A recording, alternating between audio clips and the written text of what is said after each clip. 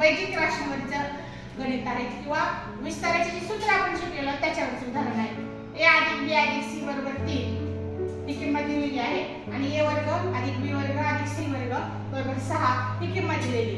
त्याचबरोबर h/a + h/b + h/c यांची किंमत 1 असेल तर a × b × c याची किंमत किती.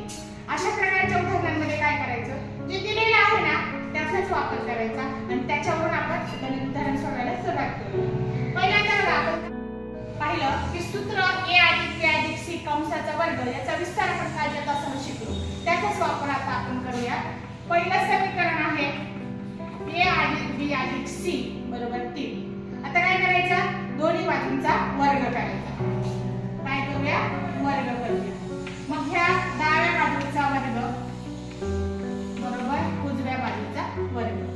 आता इथे आपल्याला दिसतं की हे विस्तार सूत्र तयार झालेलं आहे a + b + c कंसाचा वर्ग. मग याचं विस्तारित रूप काय सांगा बरं, a² + b² + c² +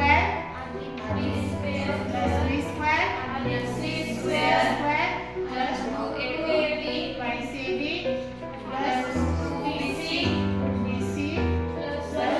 ac. म्हणजे काय केलं, डाव्या बाजूचा वर्ग करून घेतला. हे सूत्रच आहे बरोबर. इथं 3चा वर्ग किती झाला, 9 झाला. आता याचं व्यवस्थित निरीक्षण जर आपण केलं तर a वर्ग + b वर्ग + c वर्ग याची किंमत किती दिली आपल्याला, 6. मग आपण याच्या जागेवरती 6 लिहिला. अधिक ह्या तिघांचं निरीक्षण करा, काय दिसतंय इथे, तिन्ही ठिकाणी 2 आहे. त्या 2ला कॉमन काढूया बाहेर. जे उरले ते कंसात ठेवूया. इथं कोण उरलं,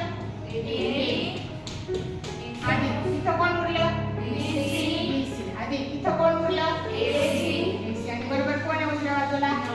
आता पुढे काय करता येईल, 6ला तिकडे पाठवूया.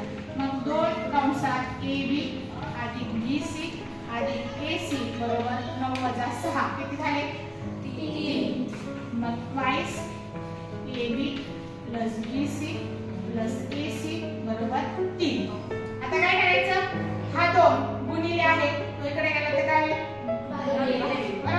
म्हणजेच काय उरलं, ab + bc + ac = 302. आता याच्यानंतर काय करायचं, हे जे पुढचं दिलेलं आहे समीकरण याचा वापर करून आपण abc ची किंमत काढू शकतो. कसं बघा, 1/a + 1/b + 1/c बरोबर किती आहे, इथे काय दिसतंय की 3 अपूर्णांक आहे. 3 अपूर्णांकांची बेरीज बरोबर काय आहे. आपण याची बेरीज जर करायचं ठरवलं तर करता येईल का, नाही. मग काय करावं लागेल, का बरं करता नाही येणार, छेद वेगवेगळे आहेत ते समान करायला लागेल. मग या तिघांचा जर गुणाकार केला तर तिघांचा छेद काय होणार, abc. मात्र आपण तिघांचा छेद लसावी पद्धतीने abc हा छेद करायचा बरोबर. आता ह्या abc इथे abc छेद होण्यासाठी a आहे, मग आणि इथं कशाने गुणाला लागेल, bc. खाली bc ने गुणणार म्हणजे वरती पण bc ने गुणाला लागेल. मग bc गुणिले 1 काय होईल, bc प्लस पुढे b आहे, मग abc साठी कोण कमी आहे, a आणि c ने वरती सुद्धा a आणि c ने गुणलं, ac ने गुणलं. इथे कशाने गुणणार, ab ने. कशाने गुणायचं, त्याच ac ने वरती पण गुणायचं. अशा प्रकारे सगळ्यांचा छेद abc झाला आणि abc आणि बरोबर उजवी बाजू काय आहे, 1 आहे. आता हा abc ला जर इकडे पाठवलं तुम्ही तर तो 1 ला गुणिले होईल. म्हणजे डाव्या बाजूला काय राहील, बोला, बरोबर. हा इकडे आला, त्यांचा दोघांचा गुणाकार काय झाला, abc.